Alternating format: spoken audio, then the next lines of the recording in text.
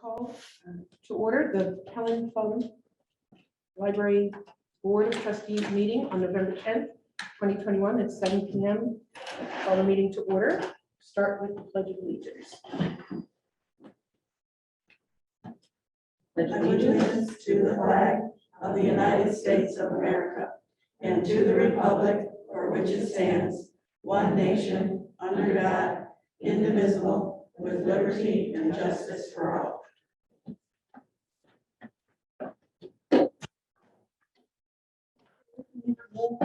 Allison Nicola, Here. Ken Martin, Here. Kristen Evans Fennell, Here. Julie Walsh Michelle. Here. Jennifer Erickson. Here. Sue Wiggins. Here. Ellie Ann Sims. Okay, is there any public comment that you're raising? None at this time? Okay, no one is present. Can I have a motion for action item 5 to adoption of the agenda? I move to adopt the agenda. I'll second. All in favor, say aye. Aye. Any opposed? Okay, we have a motion for the next action item, approval of the consent agenda items. I'll move away for approval of consent agenda items. I second. Okay. Claudia, am I right? This is where we would have discussion if there, Yes. okay. If So there before isn't, we make, If there isn't. okay, I'm aware that there is, are some questions on the approval of the financial report. Yes, Ken? Yeah, well, the revenue and expenses versus budget report on page 2. There's a line item called IHLF/OCLC. And it appears that we spent about 99% of our budget on that line already. And we're only 1/3 of the fiscal year. I'd like to know a little something about that, what that is, and what the expenses are. You know, and I do remember this session from last year. It's a good question. OCLC, and I think I had even put an email a description out to you, but that's an invoice that we get every year, right at the start of the fiscal year for our annual license. So we receive that invoice, it's fully paid, that budget line is done for this fiscal year. I didn't recall that. Yeah. Last year. And, oh yes, one other question on the line item for workers' compensation. Is that line item that's on page 3? Does that entail payments that are made by the insurance company or premium payments that we make to the insurance company? That's premium payments we've made to the insurance company, and Michelle Bowman, correct me if I'm wrong on that. You're right.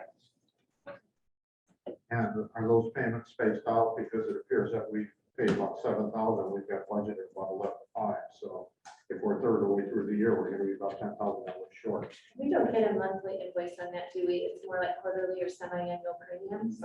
Yeah, so we should be fine on that, Ken, but we will absolutely alert you if that changes. I think those will be related. Anything else, Ken? No, I think that's it. Thank you. Okay, are there any other questions regarding the approval of the consent agenda items? Okay, yes, we have to vote. So we got a first, a second. Okay, all in favor of approving the consent agenda items? Say aye. Aye. All right, any opposed? Okay, motion carries. Okay. Next item is committee reports. Audit committee. The audit committee has not met since the end of September when we took some action for board approval, and we're not scheduled to meet at present. I assume we will be meeting at least one more time before the end of the year. Okay, thank you. Director Relations Committee. We did meet on October 25th, and we'll be meeting again on November 30th to just continue our discussion of the executive director review process, and we'll discuss that a little bit in closed session. Got it. Okay, and Policy and Bylaws Committee. I have to apologize. I'm drawing a blank. I'm still thinking of work. We I did, apologize. We met, I believe I think there's, I and there's believe 2 policies on the agenda for you Yep. tonight. Yes, I knew there were policies on the agenda. I we met remember on that. October 29th, but all right, 27th, or 29th, yes. I said it on Monday. okay, great. So we will review policies later on the agenda. Okay. That's committee reports. Any other unfinished business? Okay, moving on to new business.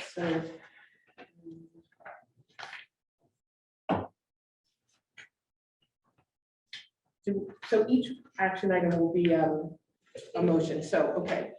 Can I have a motion for, under new business, for action item approval of the 2020-2021 annual audit? And this is, make a motion, I need the motion first. I move for the approval of the 2020-2021 annual audit. I second. Okay, this is a roll call vote? No, this is where you're going to have Jamie Wilkie. Okay, Jamie is here from Watermark and Union, managed the accounting firm that has done our audit and has been our audit for a number of years. I'm gonna just take a second. Yes, absolutely. Because we had some confusion in our prior policy meeting, because we worked with Jamie Racklin, our financial advisor. So this, for our three new trustees, is Jamie Wilkie, who is here to represent the audit. And Jamie's been here before, she's familiar with our libraries. But the Jamie team works on many libraries.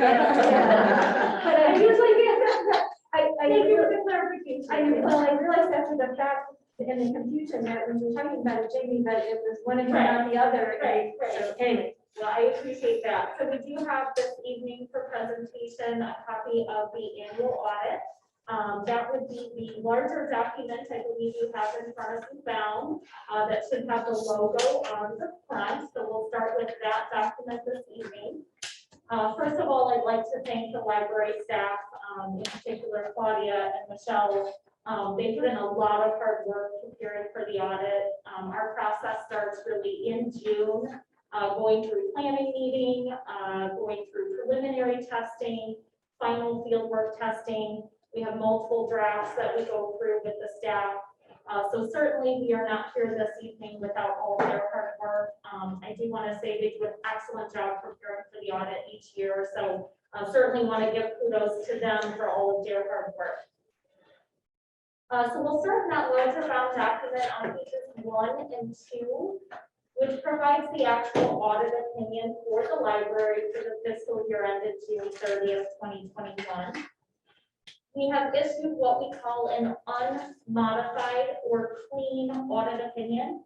That is the highest level opinion that any auditor can issue for a set of financial statements. And what that opinion means is really two things. Number one, that the financial statements as presented are materially correct, meaning the balances within the financials are accurate. Number two, we are required as part of the audit process each year to do an overall assessment of internal controls for the library. So while we're not providing an actual opinion on internal controls, we are required to look at the large internal control process, go through detailed testing, we go through third-party confirmations of certain balances. Certainly this evening, if there were any findings, red flags, areas of concern, we would have to report those directly to the board. And I'm happy to tell you there were no such findings. So truly a clean audit opinion. The next several pages, on pages 3 through 6 of the document, you'll find a section that is labeled Management's Discussion and Analysis. As the title indicates, this section is really management's commentary on the annual audit.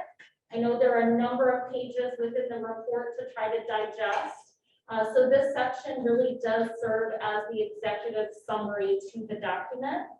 As you have a chance to read this in a little more detail, I just want to point out a couple of key items this evening. Number one, overall equity for the library did increase for the fiscal year. Much of that came from the investment in new capital assets, obviously.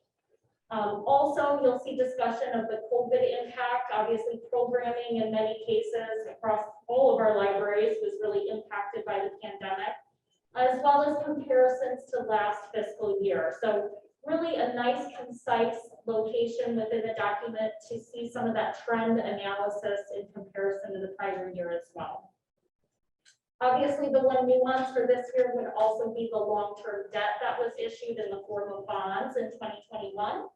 So you'll see that discussion highlighted throughout those handful of pages as well. And much of the bond proceeds were really unspent at the end of the year, right? So we started with construction in progress related costs, but obviously we're anticipating significant investment continuing in capital assets as the project moves forward.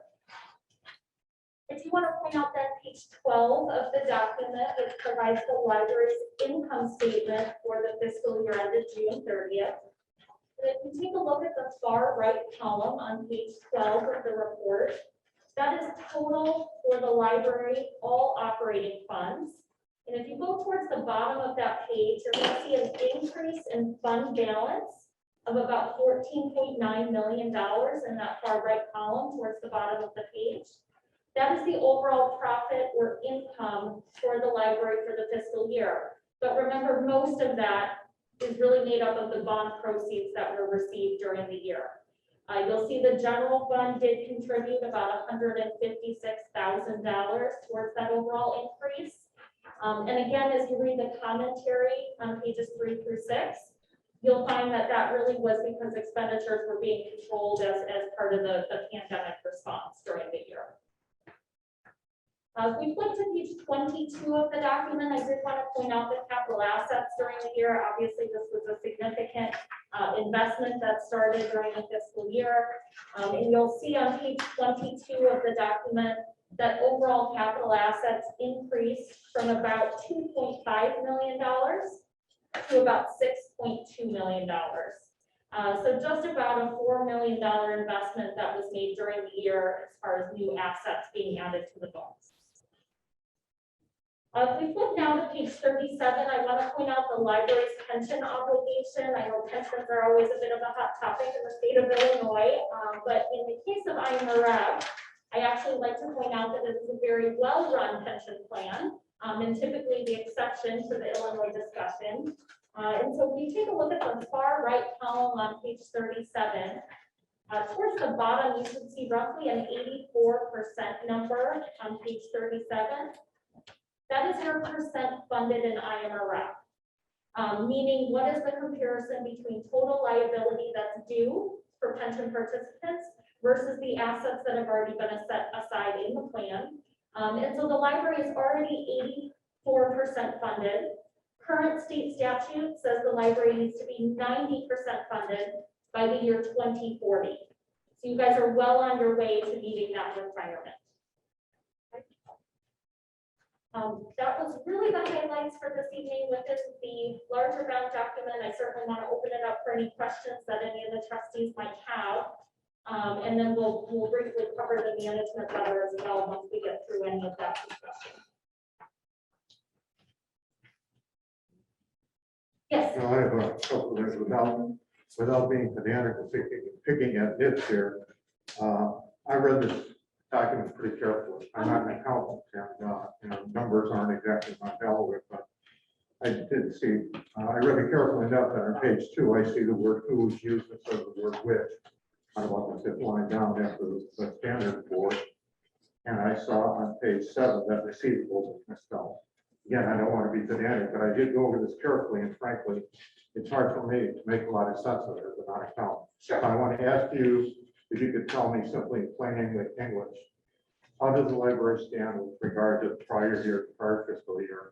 And what does it look like in the future? I mean, are we on very solid fiscal ground, or on kind of solid fiscal ground? We can be shaky, or we're rock solid as we can be. Just an idea as to next year at this time when we're looking at this. What's the library finance situation going to be? Yeah, so I think one of my very first key highlights was the comment that overall equity did increase for the fiscal year this year, fairly significantly because of those capital investments that were undertaken during the year. So if we talk about, is the arrow pointing up this year or down? It's certainly pointing up. And one of the good key indicators to take a look at long-term financial stability can be found on page 12 of the document. So we obviously have some one-time transactions, I call it, with regards to one, the bond issuance with those dollars coming in, and then the spend down of bonds. That's not a typical transaction that the library undertakes every year, right? So where we typically look for long-term financial stability is within the general operating fund. What does that fund look like from the standpoint of reserves in comparison to your annual expenditures. So if you take a look at page 12, and if we look at the general fund, at the very bottom of page 12, you'll see that we have ending fund balance, which is equity, of $2,379,545. Okay?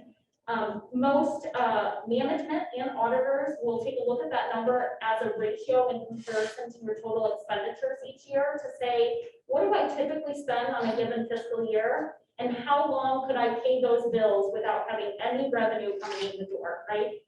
So if you look towards the middle of page 12 in that general fund column, you'll see total expenditures of $3,892,000. Meaning the library can cover more than 6 months even of operating expenditures, assuming no revenue were to ever come in the door. That ratio is a very healthy ratio. It's one that we typically look to. Minimums in the government space typically say, make sure you have at least 3 months of operations on hand. The library is even more financially sound. You have more than 3 months on hand to meet operations. So that's really when we talk about long-term financial stability, the ratio that we typically take a look at. Okay, so if something should hit, something equivalent to COVID, again, some other type of disaster, when some of them are shaken, we You might are. have to close the Yes. doors 6 weeks later. Correct. Okay, Correct. thank you. You're very welcome. Anybody else? Okay. The second document then in front of you is what we call our management letter. This is typically where we have the ability each year to make best practice recommendations, as well as inform the board of any future governmental accounting standards board or GASB reporting mandate changes. So really just one new comment for this year, and that does relate to a new standard that's coming down the line in the future related to how we report leases. And we'll be working with library staff to analyze any potential impact. For most of our libraries, this will probably be very minimal. Most of our libraries don't engage in significant lease or contract terms. But we do have to look at it both from the revenue side and the expenditure side. So we'll be looking at any existing contracts and potentially any new contracts entered into to just make sure how they need to be reported under the new standard. The second recommendation was actually previously provided, and I believe it's on the agenda this evening for approval. So that will officially be stamped as taken care of and removed from the management letter going into next year then. And that does relate to outstanding tax and the policy around that. So again, certainly happy to answer any other questions. I just want to reiterate a really clean audit process. Yeah. I just had a quick question. What would be an example of a lease? Copiers. What? Copiers. Oh, okay, yeah, okay, Yep. thank you. Yeah, so hopefully it's immaterial. We always put on our materiality hat to say what's the actual financial impact to the financial statements. But, you know, we do have some libraries who have multiple copiers, and as you start adding some of those things up, they may become significant enough. There's a couple of other leases we might be looking at in our new building. Correct, That we and have that's what we'll one, have to analyze. Like the charging stations Yep. for electric cars Yep. would be probably leased, Mhm. or the vending areas. Vending that would be areas, leased. yep. So those would fall in this category. Yes, absolutely. Some of our libraries do leases of their space to other entities, so those would be things that we'll be looking at with staff. Thank you. Yes. Anybody else have any questions? All right, thank you so Thank much. you, thank you for Thank having you. us this Thank evening. you. Okay, so back to the action item. So this is a roll call vote. That's financials, right? Okay. So Sarah, when you're ready. Allison Diploid, Yes. Ken Marshall. Yeah. Kristen Esselstyn Walsh, Yes. Julie Walsh Schmidt. Yes. Jennifer Erickson, Yes. Sue Wiggins. Yes. Okay, motion carries. Okay, may I have a motion on action item B, so under new business, approval of ordinance 2021-2022-005, tax levy ordinance. I move for the approval of ordinance 2021-2022-005 tax levy ordinance. I second. Okay, do we need a discussion of this as well? Cory? It's up to you if you have any questions. As a reminder, last month, Jamie went through these various statutory steps that are required for us. And our filing on this levy is due, I believe, in December. So we need to approve it at this meeting, but this is the final step in the budget and appropriations tentative, budget and appropriations final, estimate of revenues by source, and then what we looked at last month when we said we're going to put in for 4.9, but the CPI will be 1.4. That's what we're going to get. But all of these numbers, the total that you see in the levy, that matches exactly, and it must, what we gave you last month in the ordinance that you passed then. So I don't know if you have any questions about all this. The appropriation, as you recall, is not our working budget, it's our legal spending limit. Our levy dollars should always be less than or equal to, they should never be more than the appropriation, they can't. And I would also say our levy will be a little bit higher than our working budget typically, or equal to. So that levy amount falls between our working budget and our appropriations. In some cases, a little higher appropriation than levy. In some cases, it's pretty equal. But if you have any questions, let me know. So the appropriation column then is the maximum that can be spent, and then there is. It's the legal spending limit. Right. And if we had some crisis where we had to go over that, we would have to look at what other fund we could move it from. And Roger Ritzman, our lawyer, said, you know, if you pass an ordinance, you would have to pass a second ordinance, but we still have to stay within this total spending limit. One good example that helps is on the second page, contingency. We're levying 50,000, but in our appropriation, I'm still worried about the HVAC system in this building. So we can spend more if we need to, but where would that have to come from? Probably some of our insurance, for example. So does that make sense? All right. The thing that's new on here is the debt service costs for bonds, number G. And that's a little bit related to an ordinance you're going to see that's coming up that's new to us. So just kind of remember that amount, but we have a schedule with our bond financing for the next 15 years as to what our debt service will be.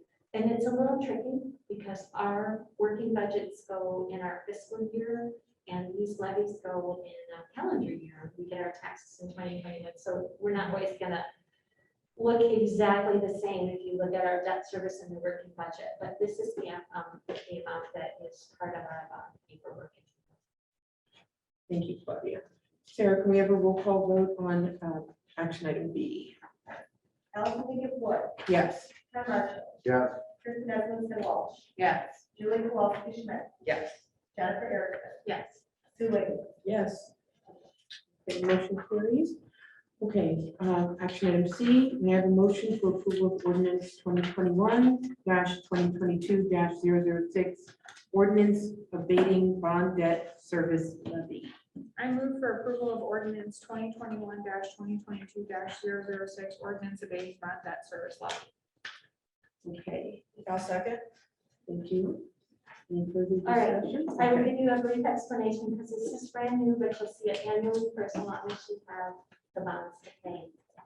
In layman's terms, what this ordinance says is when you, DuPage County, go to send us our tax receipts for the year, do not deduct the money to pay the bonds at 1.132. We have budgeted for it.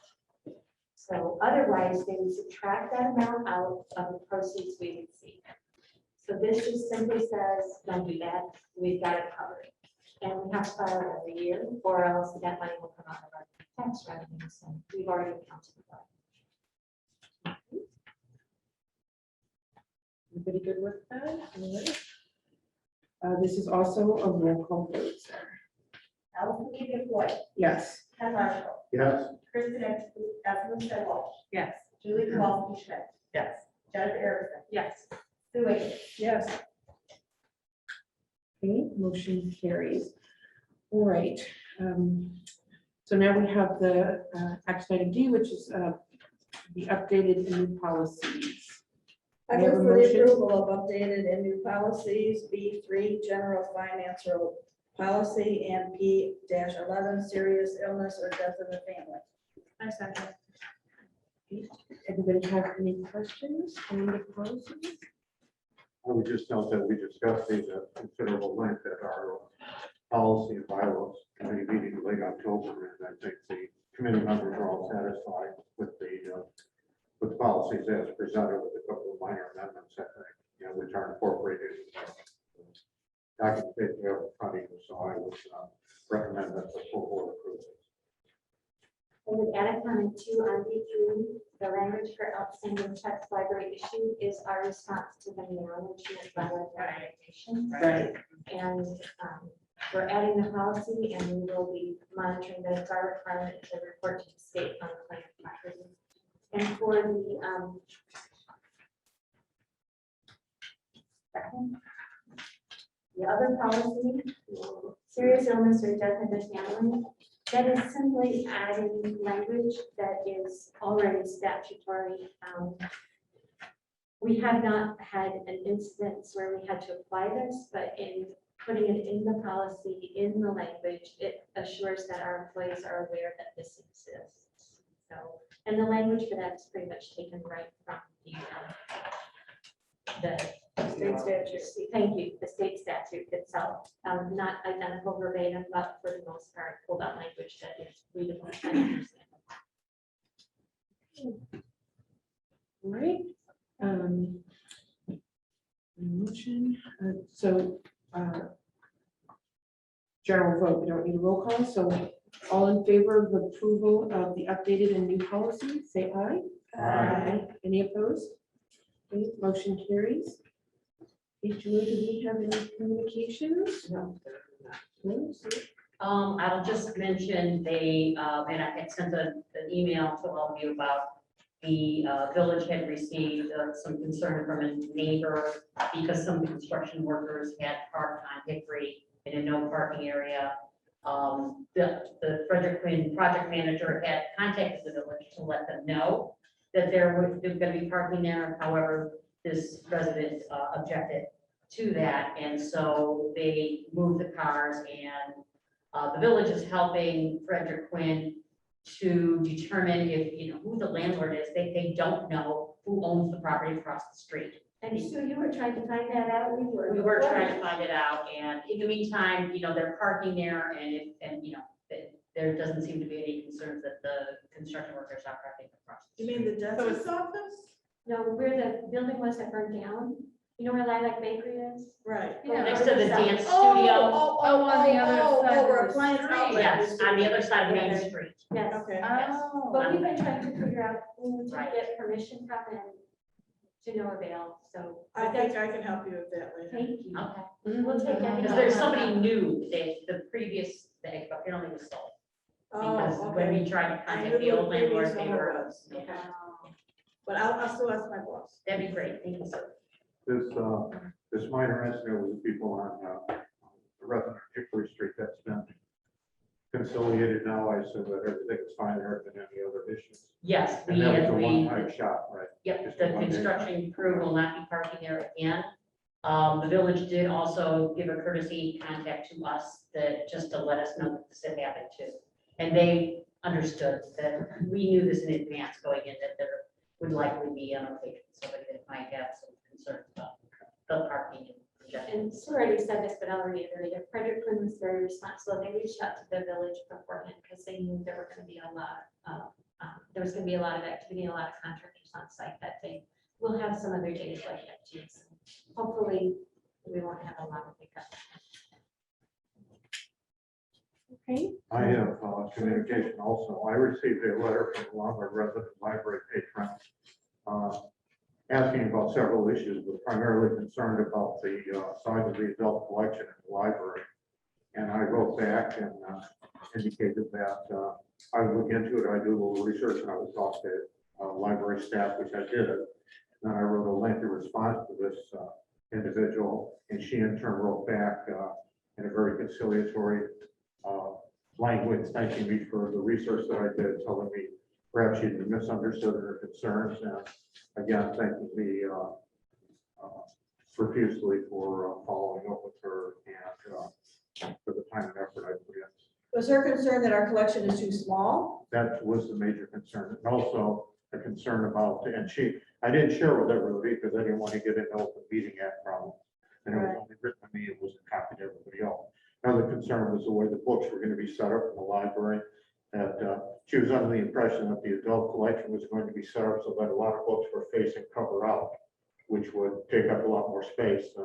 And my understanding after talking with Claudia was that isn't the case for the adult collection. It may be for the children's collection or some special collections, but so the kids can browse more easily without pulling every book off. They can see pictures, the covers. And also, she was concerned about the library not keeping as many books as she would like it to keep. And I think her philosophy was sort of a. Is this the one that complains about this every 5 years? Well, I don't know that I'm going to reveal her identity to, I mean, I Okay. can talk to you about her privately. Okay, But anyway, but I think she was satisfied with the work I did and the research I did, and I talked to Claudia and gave me some insights. And she apparently had a misunderstanding in some ways of what exactly the plans were for the library, which again, the collection size is not finalized yet because we don't have the complete interior design done. And I explained that to her. It's going to be several months down the line, but she apparently was satisfied, at least for the time being, with the way things are being handled. So I just wanted to bring that up, that I did have some back and forth with this particular patron, and it turned out all right.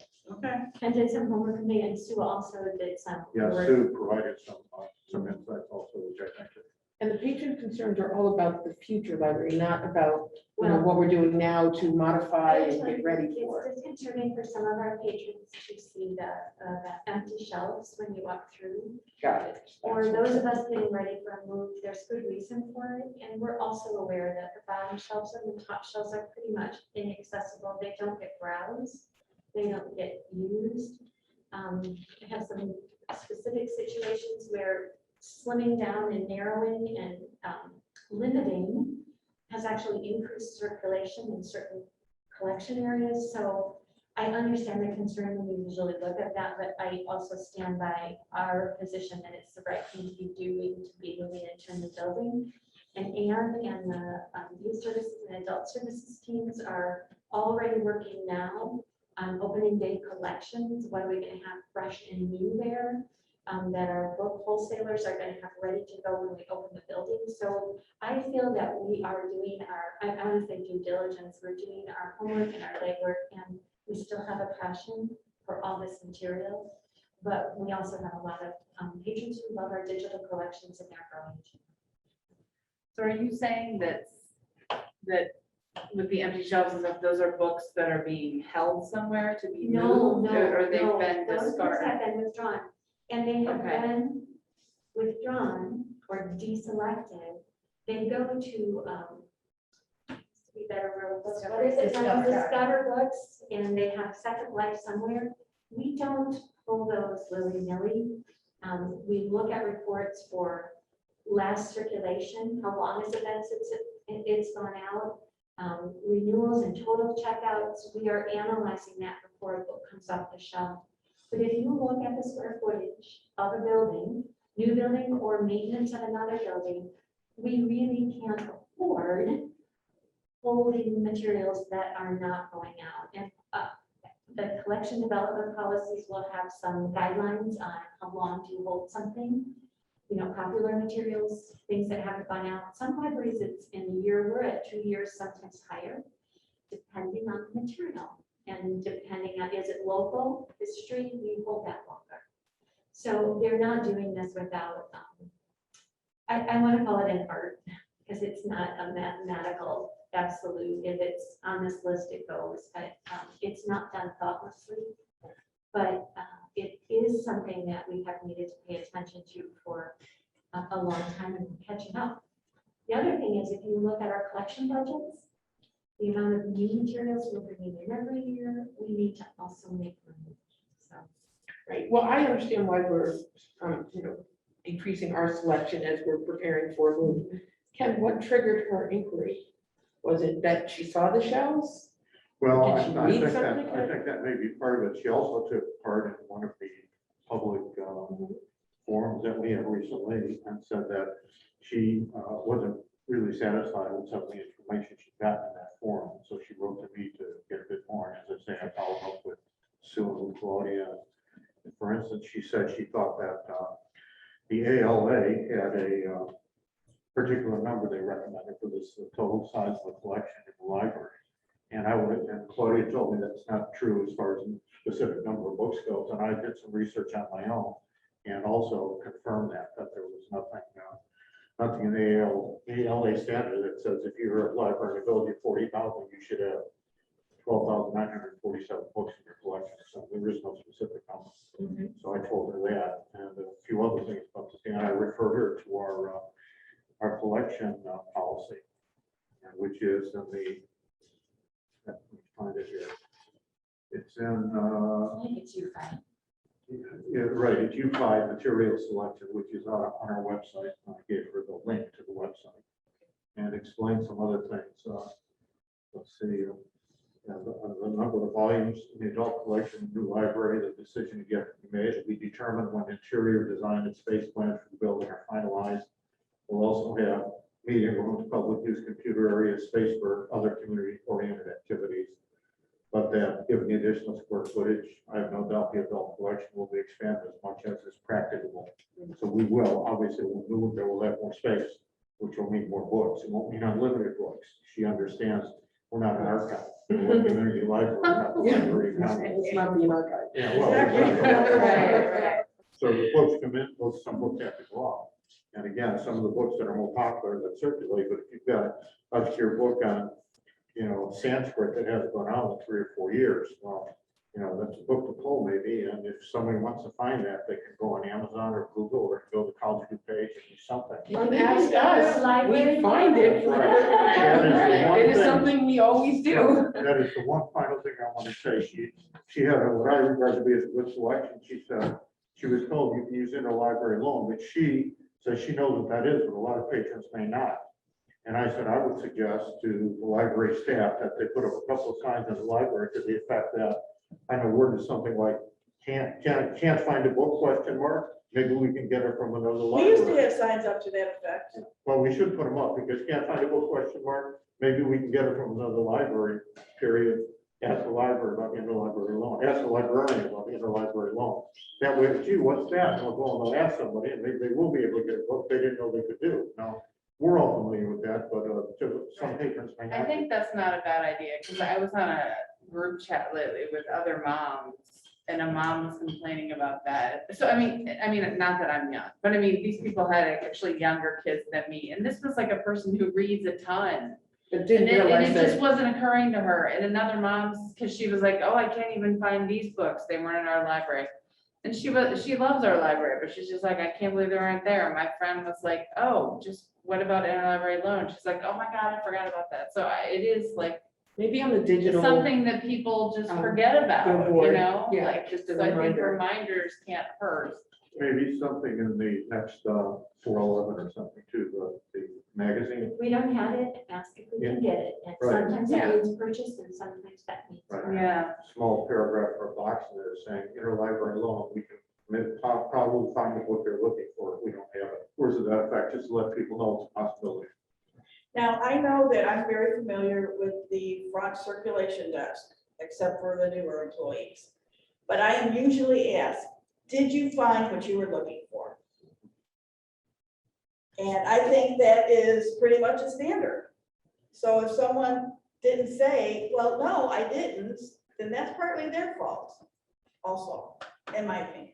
Well, that's true, but someone may come into the library, scan the books and say, gee, it isn't here, and then leave. Now, they should probably stop and ask, they might not think that, well, they don't have it, and they just go without stopping them. Say, yeah, well, they don't have it, I wonder why.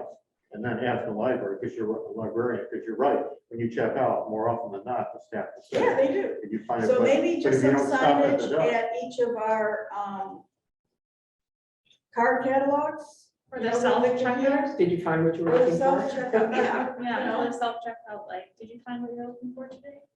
And then for the shelves, as they're empty, maybe something on there that says like, we're getting ready for our new space or something. If we feel like that's Or what triggered the grade books. inquiry, somebody sees an empty shelf and they think there's no books in the library. What if that had like information that said, You might already be doing that. I'm just gonna throw out there, we are actively shifting to make it a bit more browsable, so it's perpetually in flux. So there are times where it looks a bit more open than it actually is. It's just a matter of, we have to now wrap these books around the next one, so there's some. Yeah. I'm limited to the board books and the children's section. We're actually- Jennifer knows are always shifting. One left now. Right. Okay, thank you, Ken, for addressing that and helping that patron get to, a level of understanding. All right, the library director's report. Okay, I have, actually, we wanted to start. Thank you, Sue. With a little overview, and Sue can give you a few more details on this, because I say it's hot off the presses, but not off the presses. It's fresh and new today, right? I drove by yesterday, I was like, whoa.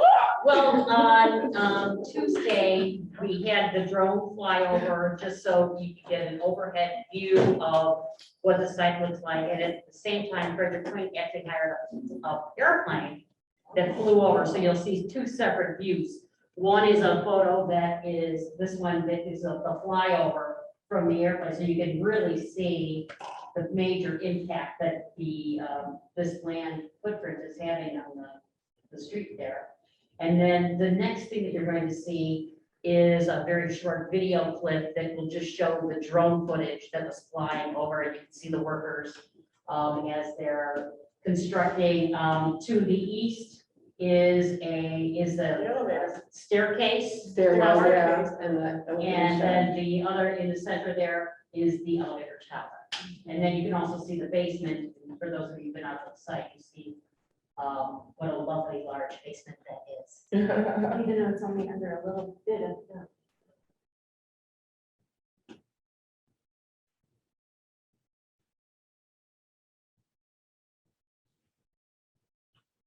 This will be posted on YouTube, maybe back around.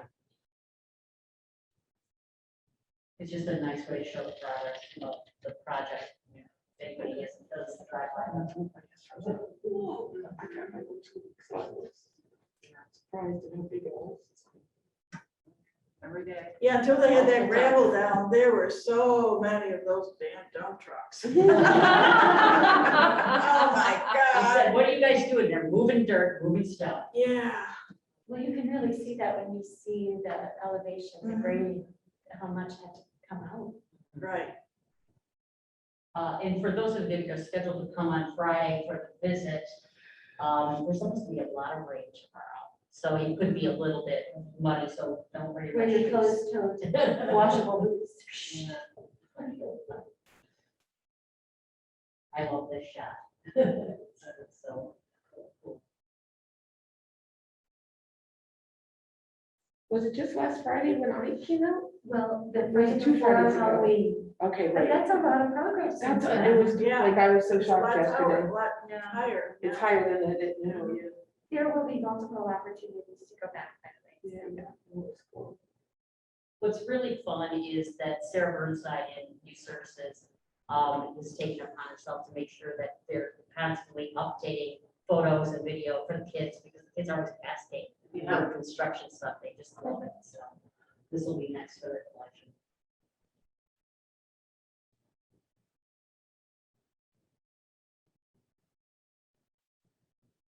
It's fun to see it coming up off those drawings. To 3D real life, right? You really, No, we met, that wasn't even there. you didn't climb. It was not there. Oh, can we climb up to the top? Right. Give your heart back. I don't know how much I do. liability insurance. do you have?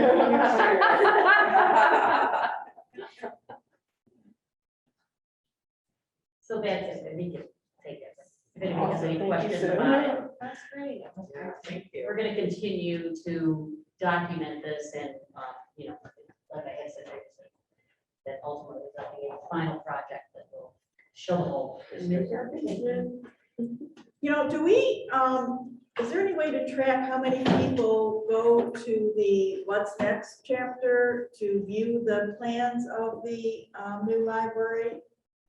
We do have web stats that we can take a look at. What we're- Because I'm seeing comments on Facebook and in the Lombardian, and I'm like, people, it's on the freaking website. And I'm tired of referring people to the website. You mean questions? Yeah, like, well, what, are we gonna be having this? Are we gonna be having that? And I'm like, it's on the website. It's in the diagram. And the community conversations, at least one of each of them is posted too. So, and we're here to answer questions people can. But people would rather just post it on Facebook than, or Yeah, in I think speak so. out, perhaps. Yeah. That's also really good way to communicate. All right, so we're going from the exciting to the rather dry and necessary. Okay. I don't know how many of you had a chance to look at your per capita booklets or even read the summary, but it's that time of year. Again, we had notice on October 8th officially.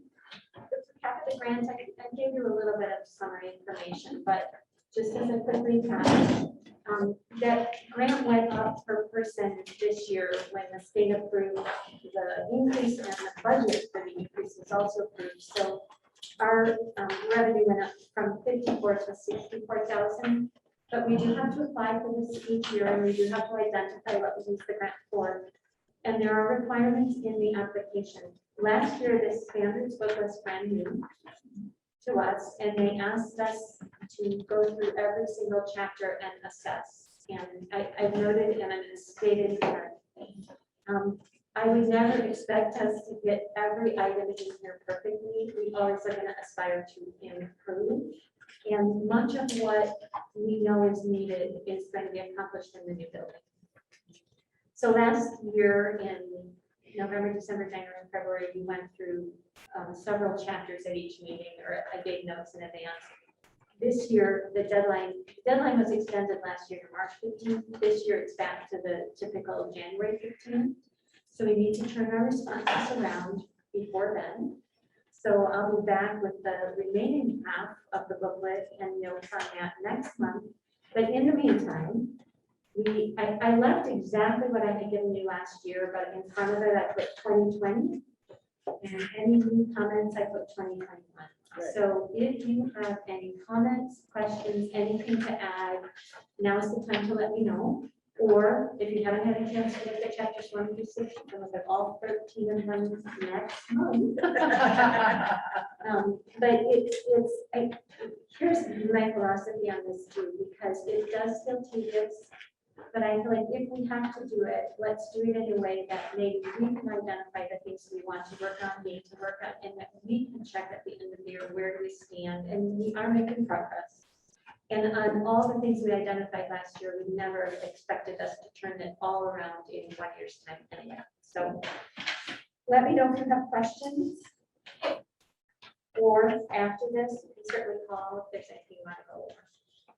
One thing I am going to add, because it's relevant to what Ken spoke about, when we look at these standards, there is a standard in the book that says, I believe it's 8 to 12% of your operating budget should be spent on collections. We do measure that. And we are, last year, we were at 8.3% budgeted for collections. I would not want to be at the 12% mark getting ready to move into the building. So I feel like we are on target with exactly where we should be. And the same is true of our percentage of budget that goes to salaries, fully salaries and benefits together. We are on track with the percentages that are recommended. That kind of fits with the audit. Anyway, if there's, yeah. This is more of a comment. I just would like to say, in chapter 2, it mentions one of them is like library helps and orientation programs for the board members. And as a new board member, I really appreciated the materials that and the sessions you had with us. That was very informative. And I talked to other people who are on the board and did not have that available to them. So I appreciate that. And so whatever work you've done. I was kind of excited to see that because I didn't remember that on here, but we did this. Yeah. It was, I mean, again, personally, I benefited from that. So thank you. Thank you. All right. Well, just one question. You mentioned we're at 8.3% recommendation, something like 8% to 12%. fair to, all things being equal, to assume that we'll go up from 8% Yes. once we have more Yes. space in the building? Anne and I are already working on those numbers for next year's budget and also for what we want to have ready to open up with that new building. So yeah, we expect we're going to come back to the working budget that has a higher amount there. So yes. I anticipate that because again, one of the bigger buildings, more space, more books, more Well- materials. more cost. And this is More an programs. editorial comment too, but the same square footage in our new building, we will have wider aisles because they will be accessible. We will have lower shelves because they will be accessible. So we can't even do a 1-for-1 X square footage moving over. But early on with Ingrid Anderson, through all this process, we've been getting them collection counts. So we're not going to go in without space available for our collections. But our collection will not be as big as it was when we went floor to ceiling, wall to wall, and tightly packed in. So. Again, if there's anything that comes up, please let me know. Next item I had to cover with you, I mentioned last month. You will have to vote on your meeting ordinance in December. So I wanted to do a poll and get your opinion. If prior to the pandemic, the board met the second Tuesday of the month. We met the second Wednesday of the month because that was village hall availability. Cross-checking our programming schedule, the third Tuesday of the month is also an option. What would you like to see in the ordinance?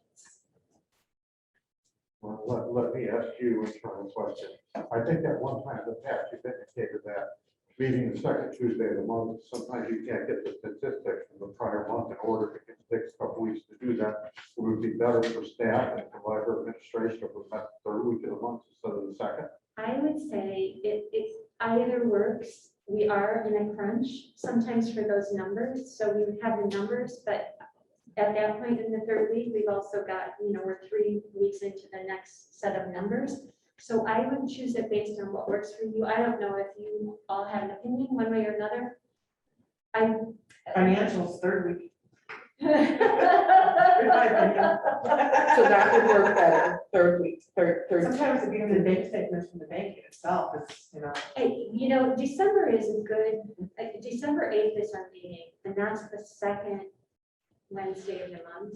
What makes it So early. early, it's sometimes a challenge, and in particular because we need to get your packets to you Right. right before. Right. So sometimes we're looking at a couple days to turn around those things that need a month end close. But it shouldn't be for our convenience, it should be for yours. Well, I'll just, yeah, I would have voted to stay where we were the second Tuesday, but I have one Tuesday is as good as the next to me at this Right. point. So I really, if the third Tuesday is better, then I'm fine with that, so. I just prefer Tuesday over Wednesday. That would be my only I thing. would go back to Tuesday. Third just as is fine with tradition. me. Yeah, I. All right, so So- we're going to look at We can look at third it. Tuesday of the month. Now, the next question I have for you is, do you want to stay at 7 o'clock? Practically speaking, in terms of programs that wrap up in this room, 6, 6:30, or 7 will work. Any is fine. I don't know what's better for you. If you want to have dinner at home before you get here, if you'd rather wrap up earlier. Well, historically, before we had these committees, which also had residents, we were going through all of these reports, and these stupid board meetings were going 3, 4, 5 hours long. So I personally like the 7 o'clock because I'm coming right from work. All right, It would be hard for me to get here before 7. Before, okay, so the third Tuesday at 7 is what I'll put in the ordinance, and I'm going to give you just a heads up. When we look at the financial calendars and some of what we've just gone through in the last 4 months, there are certain steps that have to be 30 days apart. So when I look at that calendar, I may have a little footnote that says maybe an alternate date, like the second Tuesday for a particular month, or a note that there may be a special board meeting added, which is always something we can do for like a specific reason. So it's a challenge when the months don't align and we're supposed to have 30 days between and we have 28. So, okay.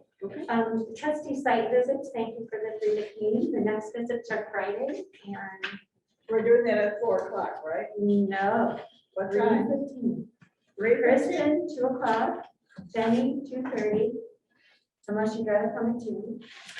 Julie and Sue, 3:15. 3:15. Yeah. And if that time won't work for you, just let me know.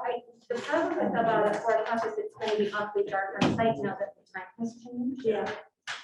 So if you can't do that, Sue, we'll work something. No, out. no.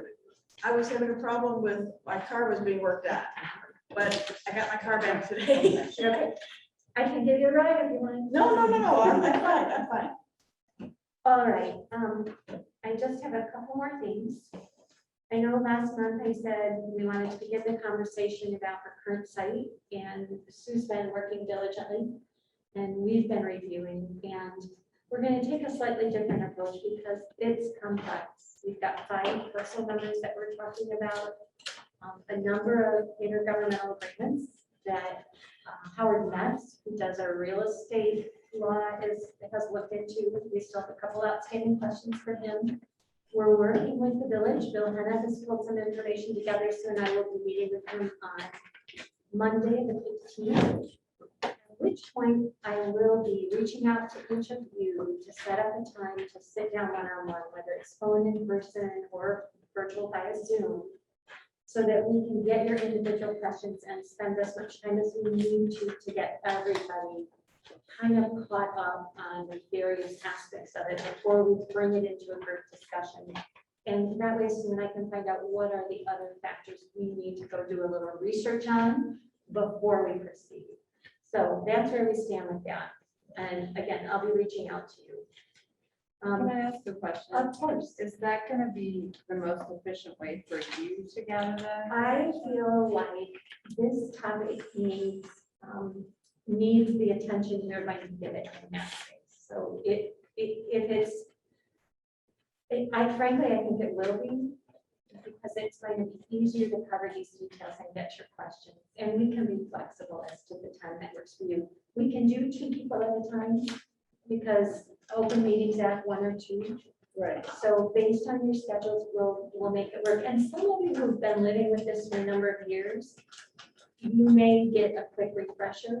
But when we reopen these documents, we scratch our heads and have to reset ourselves. So Oh, for I sure. want to give you time, and I want to give you time to understand and be able to articulate to your neighbors or people who ask you the questions before we go into a larger open discussion. I want to do the prep work in advance because it is, I think, somewhat. It's many layers. Yeah. It's everything from Yeah, zoning over to multiple years. agreements, the parking agreements, the air right agreements, all of those. So that's more a delivery mechanism than you're gathering us. You're delivering information to us, not asking our questions. We're doing, no, I actually want to It's know both. what you feel, what's your priorities as we look at Okay. this? Where do you stand, what you feel strongly about? And I think our motive, what's our strategic plan look like? What is the right thing to do for the community? What is the fiscally responsible thing to do for the library? And what are our options and what are our restrictions? But I do want time to meet with each of you 1 or 2 at a time. And I guess I respect that. I'm having a hard time picturing how that's not gonna happen collaboratively. Oh, it will after. We're not Okay. gonna make any decisions. Okay, This is not deciding. This is.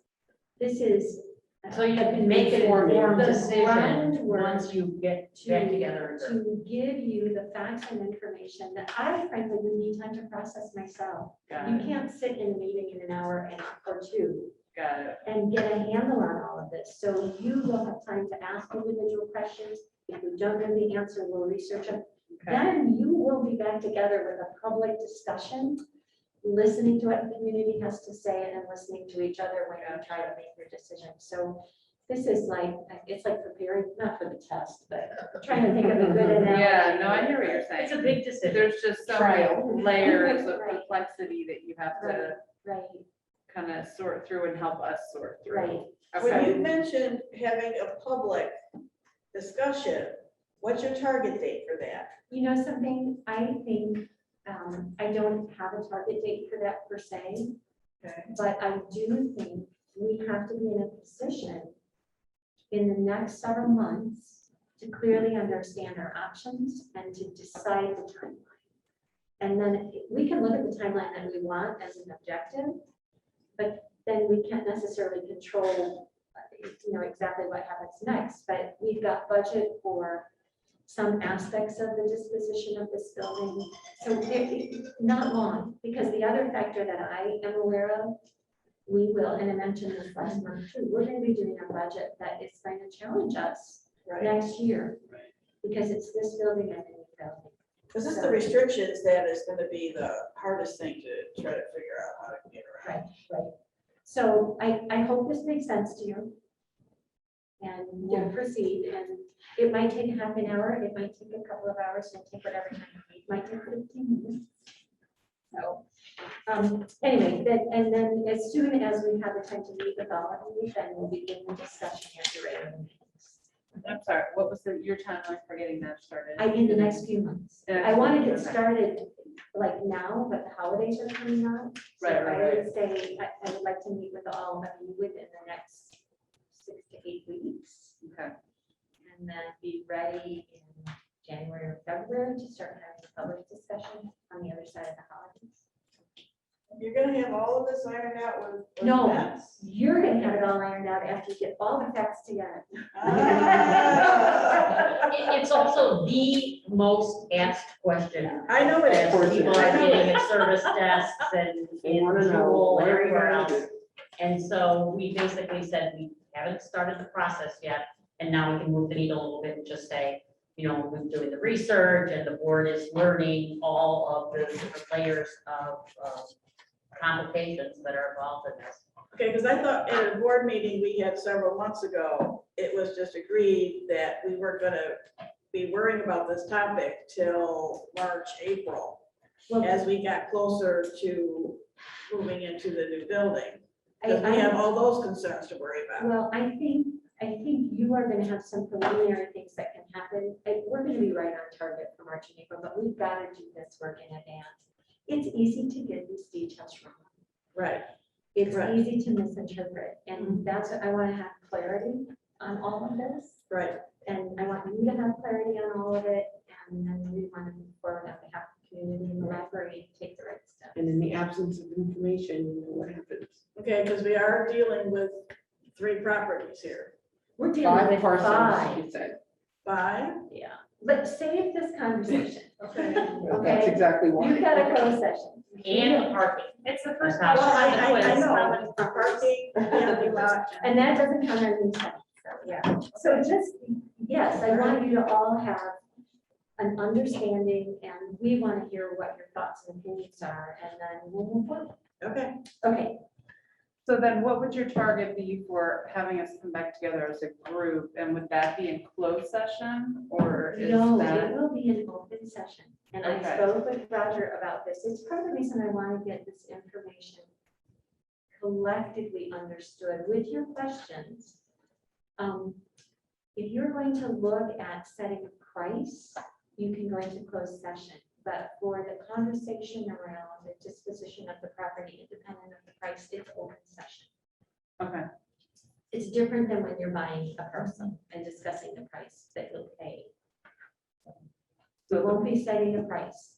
And we've had actually conversations with both Roger and Howard about this, so about, so purchasing property is the only, that's a closed session thing, setting the price on property you own, a discussion around price can go into closed session.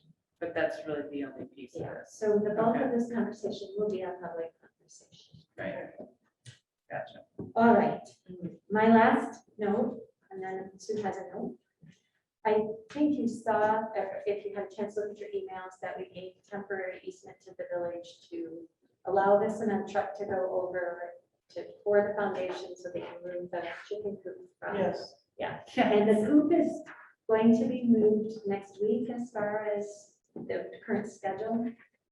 They're gonna do a little tree trimming under the supervision of the village arborist to make a space for them to make this move, and that's as much as I know. You mean of our trees? Yeah. At the back Of of a the tree lot. on the property on West, but I think it's a trim, and what you should do probably to protect the trees. Anyway, village is making these arrangements. and our agreement is with the village, and it's a temporary agreement that expires when the job is done or at the end of the year. If you see that activity happening, or if your neighbors do and ask you, you know what it's about. All right. Yeah, that pad is very well visible because it's so bright. Wait till the chicken coop's on it. Yeah. Ken, Excuse me, off topic for a moment.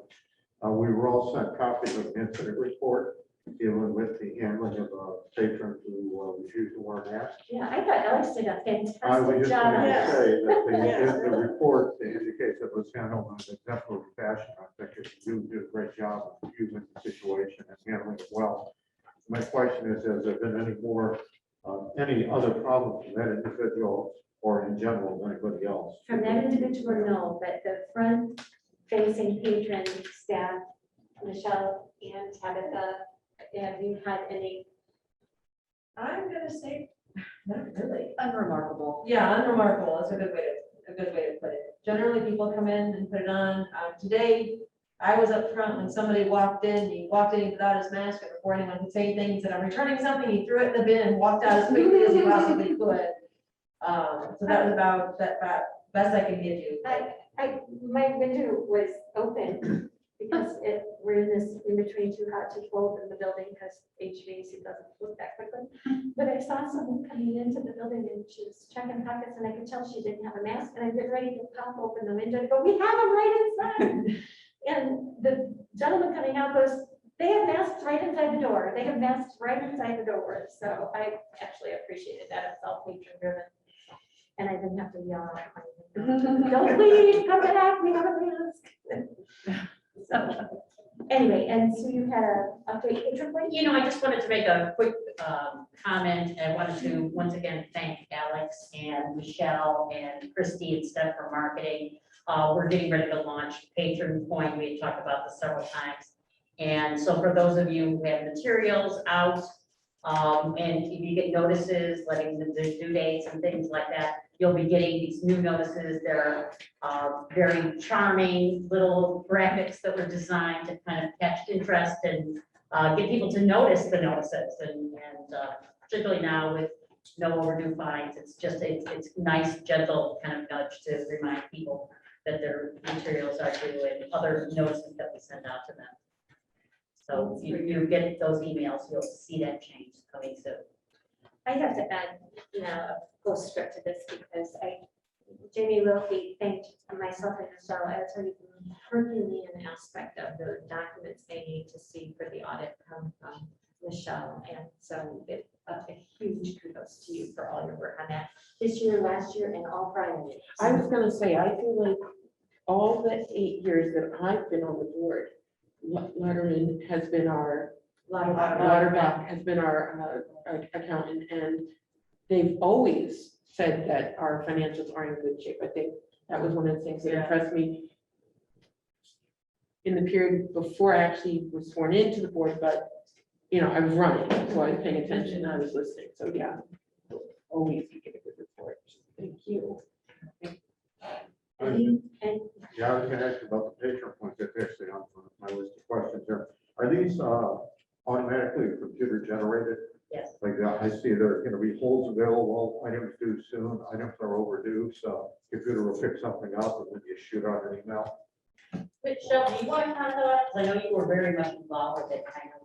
So, yeah, the Sierra notices that we send out that are automatically generated, they're just kind of plain and boring and not very good. And the idea with Patron Point is that we wanted the notices to not only, to be eye-catching, but also have information and be worthwhile receiving. So they're just basically taking the Sierra notices and then instead of coming through Sierra, they're going through this Patron Point.